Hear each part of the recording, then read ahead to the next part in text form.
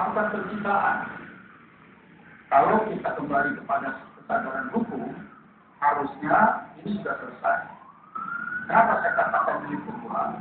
Karena memang ini satu domain yang bisa mengangkat penciptaannya, memukul jatuh anggota dewan. Artinya diskusi dewan. Bayangkan ketika mekanisme proses anggaran ini sudah dilewati oleh kita semua, dari persoalan KUA PPAS sampai KUA PPA, kemudian sampai ditandatangani oleh lembaga triliun, kemudian pengantar pidato rancangan gubernur mengatakan pada halaman 4. Ini saya bawa buktinya. Disampaikan di sini, ini secara hukum, mengakomodir pokok-pokok pikiran dan aspirasi DPRD. Karena beliau mengerti kami ada DPR, kami bertemu, semua konstituen kami, dan itu menjadi cita-cita kami. Apa sekarang yang terjadi? Mekanisme ini diabaikan. Kemudian, dia bercerita tentang persoalan yang namanya EBA dan EKKU. Kita apresiasi anggota Dewan 106, apresiasi dengan persoalan manajemen yang namanya e-katalog dan e-budgeting. Kendati pun itu artinya pemerintah DKI Jakarta itu studi banding di pemerintahan Jawa Timur. Nah, ini sudah direalisasikan pada tahun ini. Kemudian, apa yang terjadi? Yang pertama, tidak pernah mensosialisasikan kepada kami tentang ada e-budgeting itu. Yang kedua, dia percaya sekali dengan e-budgeting sehingga dia mengabaikan proses anggaran yang menyangkut Undang-Undang Nomor 17 Tahun 2014 Pasal 317 Ayat 1 dan butir B yang menyatakan bahwa gubernur dan DPRD membahas anggaran belanja. Kemudian DPRD dapat menyetujui dan menetapkan. Ini bunyi undang-undang. Tapi proses mekanisme setelah pidato gubernur tadi, setelah pidato pengantar RAPD gubernur tadi, kemudian dibahas oleh peraturan anggaran. Dibahas oleh badan anggaran. Ya, menurut begitu kan? Dibahas oleh badan anggaran. Setelah dibahas oleh badan anggaran, dibahas oleh subbadan anggaran. Kemudian setelah subbadan anggaran bertemulah yang namanya tim TPAD, yaitu tim anggaran belanja daerah yang terdiri dari Sekda, BPKD, dan Badan. Kami bertemu. Selesai itu. Persoalan 73 sudah selesai dibahas oleh tadi rapat kerja anggaran antara semua komisi-komisi yang terkait dengan SKPD. Selesai kesepakatan, kesepahaman, baru kami masing-masing melakukan rapim. Mereka PABD rapim dengan gubernur, kami rapim dengan semua pimpinan. Selesai sepakat, tidak ada masalah, kami buat jadwal dibangun untuk menyelenggarakan yang namanya penetapan anggaran belanja. Disampaikanlah di situ anggaran belanja, diketoklah baru selesai, ditandatangani oleh gubernur dan 5 pimpinan dewan disaksikan oleh peserta paripurna, yaitu 106 orang. Selesai itu gubernur pidato. Terima kasih kepada dewan atas kerjasamanya. Pak Jodoh begitu kan? Terima kasih dewan atas kerjasamanya yang telah artinya sabar membahas anggaran. Ya, atas kerjasama ini kami ucapkan terima kasih. Selesai. 3 hari menurut ketentuan, begitu Pak Dirjen, harus dilaporkan kepada Kementerian Dalam Negeri. Kemudian tidak lama kemudian Kementerian Dalam Negeri mengembalikan anggaran kerajaan tersebut, bahwa anggaran dana tersebut tidak pada anggaran hasil anggaran pembahasan yang sesungguhnya. Selesai. Tapi untuk mendatang menurut.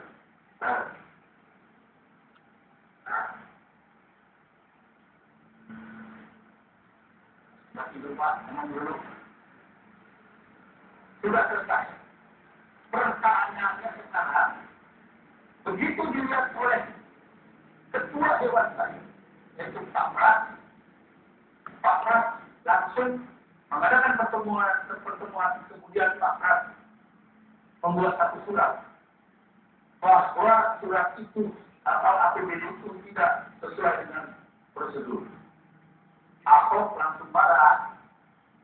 Ada oknum DPRD yang membuat surat ke Kementerian Dalam Negeri. Oh, wah. Selesai itu, rupanya ada persoalan kembali kepada e-budgeting dan e-katalog. Kenapa demikian? Karena e-katalog itu tidak bisa menginspirasi barang yang sudah dibahas dalam pembahasan yang disistematikan. Kenapa demikian? Akhirnya ketemu 12 pembahasan ini. Kenapa persoalan ini tidak bisa diruntut? Ini saya bilang, jangan main-main kalau kata Bapak Ibu. Ini jangan main-main pada ranah hukum, walaupun itu melakukan pencitraan. Tidak ada satupun di negeri ini, ya tidak ada satupun di negeri ini yang dapat melawan hukum.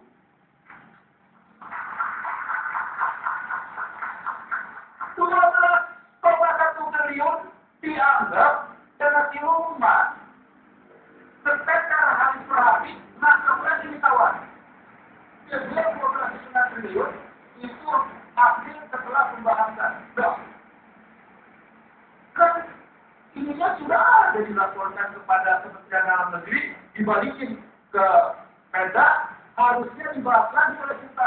Tidak lagi itu, tidak dibahas lagi oleh kita, dikirim sampai sana. Persoalan 12,1 juta yang namanya dana siluman, sekarang duitnya di mana 12,1 itu? Apakah dari Mandala, dari langit, atau dari mana sekarang? Atau DPRD Kopora atau pihak lain?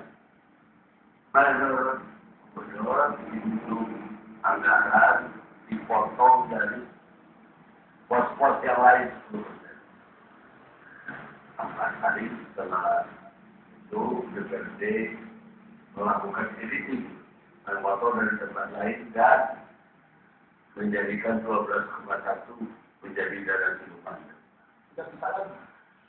Kita tidak bisa lagi karena memang kita banyak toleransi saat itu. Kita cepat karena kita terlambat menghadapi pilpres, menghadapi mundurnya berhentinya Pak Jokowi, mengangkat Pak Ahok menjadi gubernur. Ini masih persoalan hukum sebenarnya.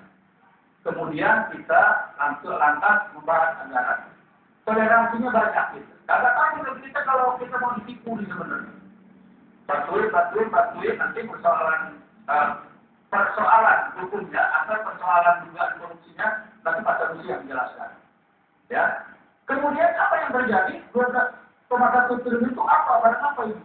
Perempuan siapa di DPRD? Ini kan harus ada pihak ketiga. Siapa ini? Ahok masih jalan di situ. Oleh karenanya, karena dia bermain pencitraan dalam ranah hukum, ada 4 dugaan hukum yang kita juga Ahok melanggar hukum. Oleh karenanya, apa saja itu? Yang pertama itu adalah masalah etika dan norma. Etika dan norma. Karena dia menjustifikasi kita sebagai apa? Sebagai perampok, sebagai maling. Apa pelanggaran hukumnya apa dalam etika dan norma? Ya itu kita. Kenapa? Kami ini manusia juga. Kami hidup di tengah-tengah masyarakat. Kami punya anak istri. Kalau tanpa keputusan hukum, kami sudah diadili oleh seorang saudara gubernur Pak Ahok. Ini bagaimana kelangsungan hidup keluarga kami, anak kami, cucu kami. Ini harus melakukan justifikasi kepada kami. Nah inilah 4 hal yang akan kami berangkat. Itu yang satu ada etika dan norma. Nah saya jelaskan dulu sama kawan-kawan di sini pada kali makanya. Etika dan norma di Indonesia itu kita kenal adalah budaya. Betul kan? Tetapi sesungguhnya etika dan norma itu adalah undang-undang kekhususan yang harus digunakan oleh seorang gubernur dan wakil gubernur. Yaitu Undang-Undang 32 tahun 2004 pasal 17 yang mengatakan bahwa gubernur dan wakil gubernur di dalam menjalankan pemerintah provinsinya harus menjalankan etika dan norma. Itu tahun 2004. Kalau salah koreksi pemerintah. Kemudian dipertegas pada tahun 2011 dengan menteri dalam negeri peraturan itu dikeluarkan nomor 24 tahun 2011. Ya, yang ada bangunnya kalau ada di dalam pakai kapasitas ini berbeda.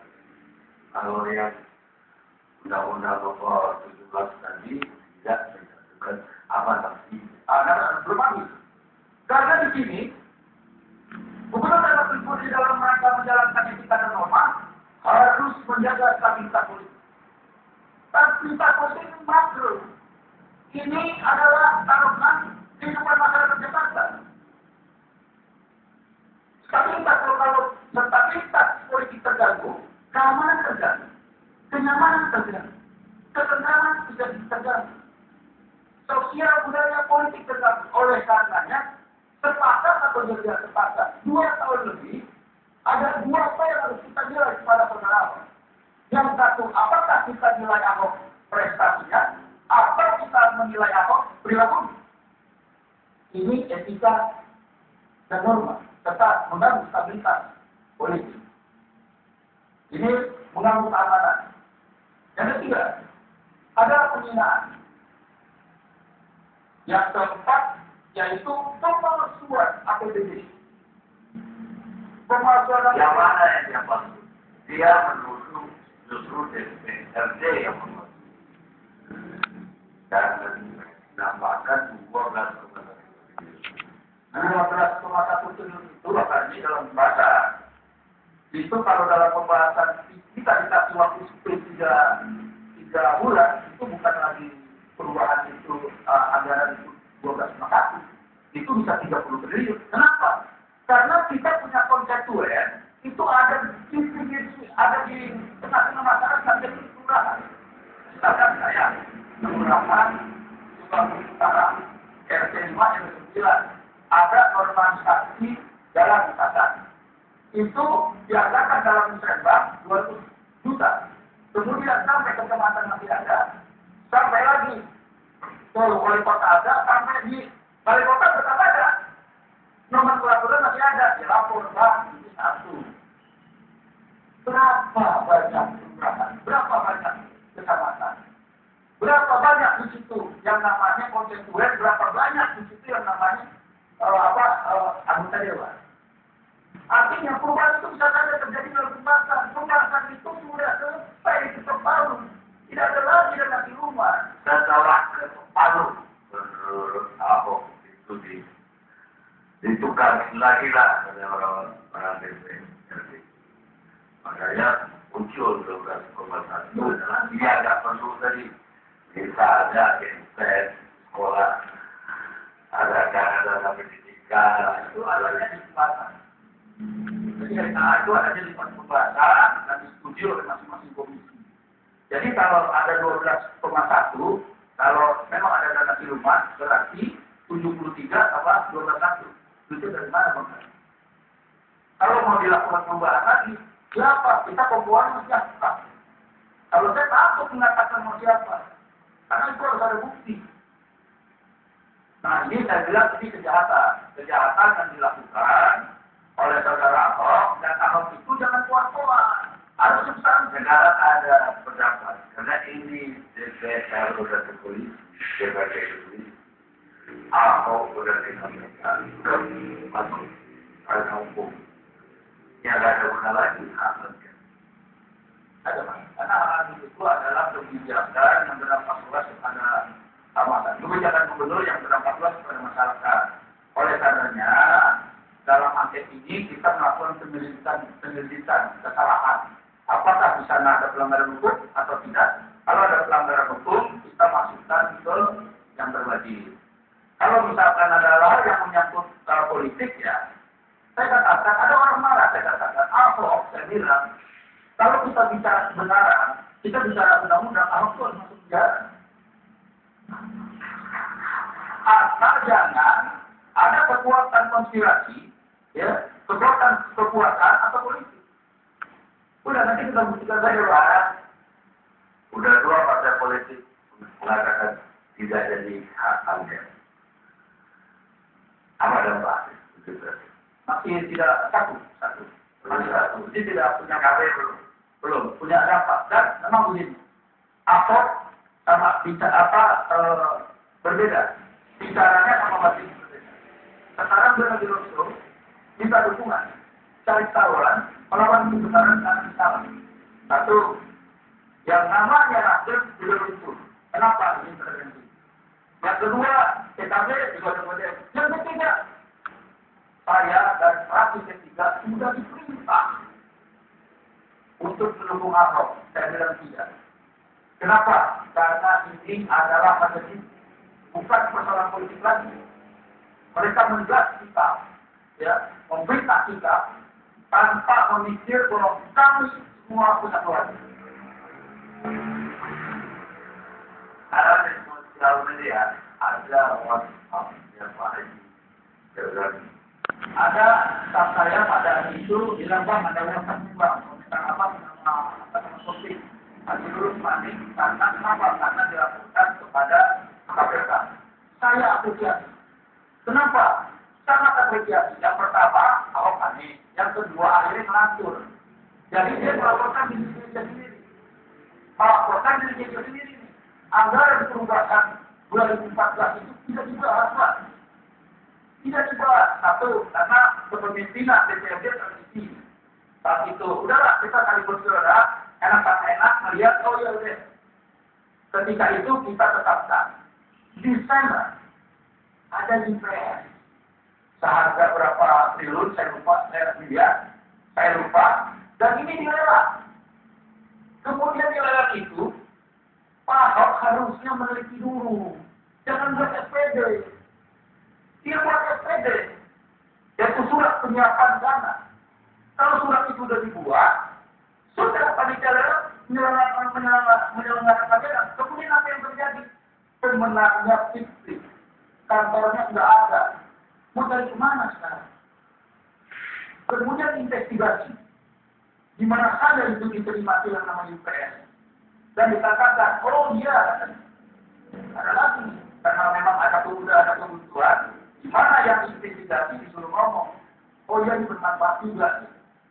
Nah, jadi menangi, saya karena pastinya apresiasi Pak Ahok. Itu jadi yang 2014 tadi, dia PLT. Jadi ini WhatsApp saya laporkan kepada kepolisian kemarin. Dan ini ada tim media saya juga yang nanti akan melaporkan kepada ini media nanti surat kabar nanti. Siap. Jadi tadi handphonenya juga bisa untuk awal-awal. Ya, sekarang udah bisa Bang Arni. Oh, udah bisa sekarang. Ya, cek lagi. Nggak ada.